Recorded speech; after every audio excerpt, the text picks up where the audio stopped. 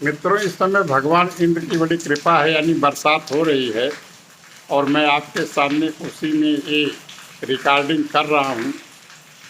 मुझे आज आपके शरीर के संरचना के बारे में, जिसे डॉक्टर लोग देखते हो तो गैस्ट्रो या इम्पार्टेंट विभाग है, हार्ट है, ब्रेन है, लंग्स है और लीवर है, किडनी है। तो इसके अलावा कैसे ये स्थिति सब चलती है, इस दुनिया में सब कुछ अपने आप अपने डिसिप्लिन से चल रहा है। पृथ्वी सूर्य का चक्कर लगा रही है, चंद्रमा पृथ्वी का चक्कर लगा रहा है। तो हमारे शरीर में चलता क्या? हमारे शरीर के संचालन के लिए इस शरीर को निर्माण करने वाले ने 5 इंद्रियां दिया हैं। 5 इंद्रियों में गर्दन के ऊपर 4 इंद्रियां हैं, आँख, नाक, कान और जिह्वा तथा पूरे शरीर में त्वचा है।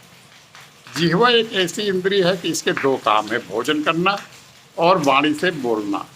बाकी सब एक से अधिक हैं, यानी 2-2 हैं, या त्वचा तो पूरे शरीर में है। अब इन इंद्रियों के 5 कार्य हैं, उसको ज्ञान इंद्रिय बोलते हैं। जीभ का कार्य है बोलना, आँख का देखना, कान का सुनना, नाक का सूंघना और त्वचा का स्पर्श है महसूस करना। ये 5-5 10 इंद्रियां हो गई आपको एक प्रकार से, जिन्हें कर्मेंद्रिय और ज्ञानेंद्रिय बोलते हैं। इसके सच पूछे कि पूरा एक प्रकार से आप प्रशासनिक अधिकारी हैं। आप जैसे प्रधानमंत्री के चीफ सेक्रेटरी होते हैं, तो आप इसके चीफ सेक्रेटरी हैं ये 10 विभागों के। 11वां विभाग एक मित्र मन आता है। मन कि मन ये कह रहा है, वो कह रहा है, वो बड़ा चंचल होता है, उस पर नियंत्रण कठिन होता है। लेकिन प्रकृति ने, प्रभु ने उसको नियंत्रण करने के लिए हमें बुद्धि दिया है। बुद्धि को भी कभी बार मन जो है अपने बस में कर लेता है, या लालच दे देता है, या उसको उसके वाली करने लगता है, मिला लेता है। कह लीजिए मोटी मोटा उदाहरण देने का मौका यहाँ नहीं है। तो फिर विवेक, एक विवेक की स्थिति होती है, नीरछीर विवेक की, हमें क्या करना है क्या नहीं करना है, या प्रकृति प्रभु ने आपको ऑलरेडी बताया है।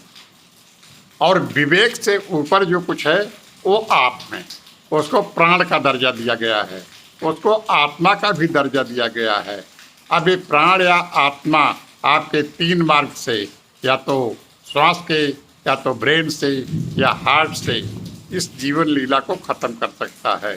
तो आप कृपया अपने ये 10 नौकरों को, जिसको कर्मेंद्रिय ज्ञानेंद्रिय कहते हैं, मन को, बुद्धि को और विवेक को ध्यान से देखें। धन्यवाद।